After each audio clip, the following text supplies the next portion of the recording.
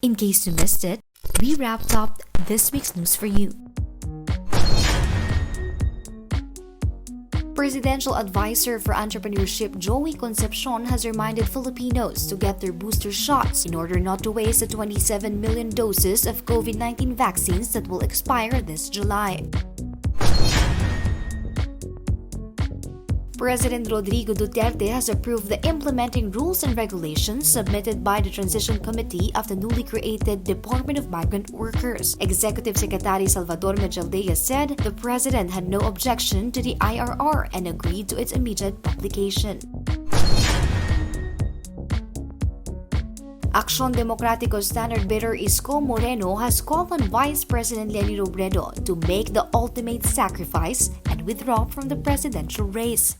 If they're calling for supreme sacrifice, di ba? The yellow pink are calling for supreme sacrifice.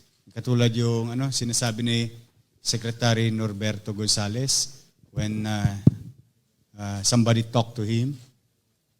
O di ang pinaka-supreme sacrifice, if you are not a good player to win, then you pay the supreme sacrifice, you withdraw.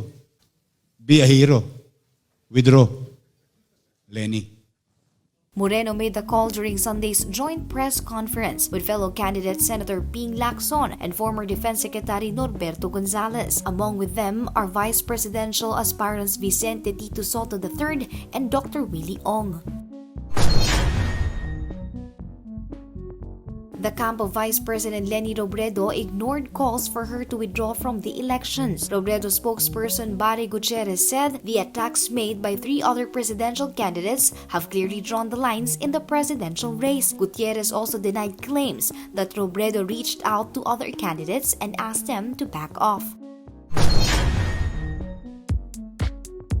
Four presidential candidates signed a joint statement to join forces if there will be an attempt to destabilize the May 9 elections. Manila Mayor Isko Moreno, Senator Panfilo Lacson, and former National Security Advisor Norberto Gonzales said they are worried that there will be massive cheating in the coming polls. We're still working on it to validate, but there are numerous reports actually pointing to this subversion or subverting the will of the people. Kaya binanggit namin nga kanina if they attempt even to subvert the will of the people, hindi ito yung post-election, ito yung election day, then we are here committed, we have committed to each other to stand up as one. A fourth presidential hopeful, Senator Manny Pacquiao, was among the signatories but did not make it to the event. Malacanang condemned the shooting incident that happened during a visit of presidential aspirant Ka Leody de Guzman in Quezon, Bukidnon. The palace also called for a thorough investigation into the incident that injured at least 5 individuals.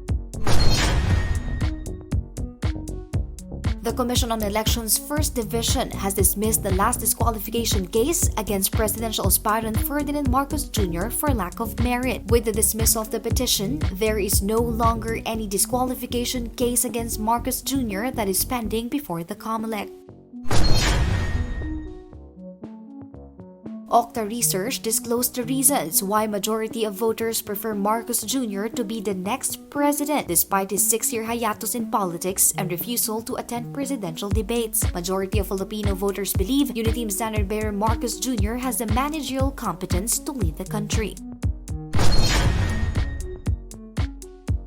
Following reports that Sofitel Plaza has not yet received the 14 million pesos payment from Comelec's event organizer Impact Hub, the poll body has already rescheduled the upcoming national debates. Comelec Commissioner George Garcia said they are resetting the debates on April 30 and May 1.